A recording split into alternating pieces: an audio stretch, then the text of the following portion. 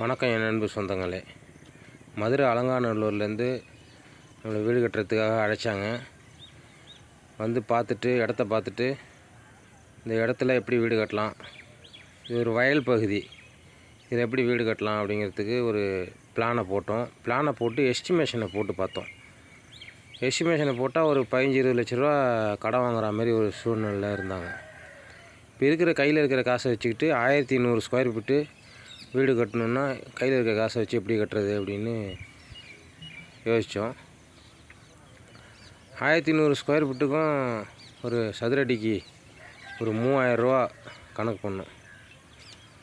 ஒரு 35 லட்ச ரூபாயில் வீடு கட்டிடலான்னு பிளான் பண்ணி அதனால் அந்த சிமெண்ட் வீட்டில் இறங்கிட்டோம். இப்போ இருக்கிறதுலே செலவு கம்மியாக நம்ம செய்யக்கூடிய வீடு பார்த்திங்கன்னா சிமெண்ட் வீடு மட்டும்தான். சுண்ணாம்பு சார்ந்த வீடுகள், செட்டிநாடு டைப் வீடுகள்லாம் பார்த்திங்கன்னா செலவுகள் 5000க்கு மேலே ஆகுது. எல்லா இடத்துலையும் இந்த சுண்ணாம்பு வீடு வந்து பரவலாக நடந்ததுன்னா உங்களுக்கு சிமெண்ட் வீட்டோட கம்மியாகிடும். எங்கேயா ஒரு வீடு ரொம்ப ரேராக நடக்கிறதுனால இந்த பொருட்கள்லாம் வாங்குறதில்ல, டிரான்ஸ்போர்ட்டில் நம்மளுக்கு ஏகப்பட்ட செலவாகிடுது.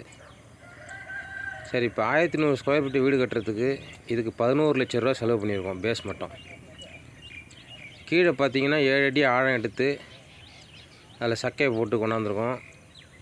ரோட்லேருந்து 6 அடி உயரம் மேலே ஏற்றிருக்கோம். ஃபுல் மேட்டு காங்கிரீட்டு பெல்ட்டு உள்ளார போட்டு ஃபுல்லாகவே ஃப்ளோரிங் காங்கிரீட்டு போட்டோம். ஏன்னா இது வயல் பகுதி, இந்த இடத்துல ஒரு நிலையான பேஸை அமைக்கணுங்கிறதுக்காக போட்டிருக்கோம். ஹாலு, முற்றம், ஒரு மாஸ்டர் பெட்ரூமு, ஒரு 10x10 ஒரு பெட்ரூமு, ஒரு பெரிய கிச்சனு, ஒரு ஸ்டோர் ரூமு, டாய்லெட் பாத்ரூமு, வராண்டா, இல்லை ஒரு கம்ஃபர்டபுளான வீடு இது. இதுக்கான அடித்தளங்கள் அமைச்சிருக்கோம். க்யூரிங் வந்து ரொம்ப முக்கியம்.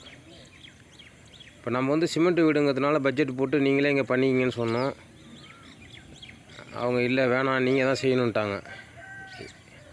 இவங்களே ஒரு கன்ஸ்ட்ரக்ஷன் வச்சுருக்காங்க, பில்டர் இவங்க.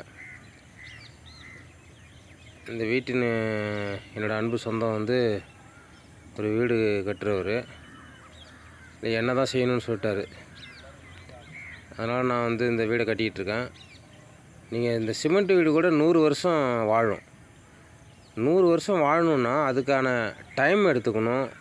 அந்த மூலக்கூறுலாம் எப்படி நம்ம பயன்படுத்துகிறோம், மண் பயன்படுத்தினாலும் சரி, எம்சாண்டு பயன்படுத்தினாலும் சரி, நீங்கள் அதை எந்த அளவுகோலில் போட்டோம்னா அது கரெக்டாக செட் ஆகுங்கிறத நம்ம பார்த்து செய்யணும். நான் திரும்ப சொல்கிறது என்னென்னா, இந்த வீட்டுக்கு சிமெண்ட் வீட்டுக்கு க்யூரிங் வந்து அதிகமாக பண்ணணும். சுண்ணாம்பு வீட்டுக்கு நான் 1 வாரத்துக்கு தண்ணி பிடிப்பேன். ஆனால் சிமெண்ட் வீட்டுக்கு பார்த்திங்கன்னா ரெகுலராக காலையில் தேய்ச்சி தண்ணி பிடிச்சிட்டேன். இப்போ காலையிலையும் சாயங்காலமும் ரெகுலராக தண்ணி பிடிச்சிக்கிட்டே இருக்கணும். இப்போ இந்த ஃப்ளோரிங் காங்கிரீட்டு போட்டு 10 நாள் நாங்கள் தண்ணி நிறுத்தி வச்சுருந்தோம். அதனால் க்யூரிங் நல்லா பண்ணிங்கன்னா கண்டிப்பாக இந்த வீடும் 100 வருஷம் உயிர் வாழும். நன்றி என் அன்பு சொந்தங்களே.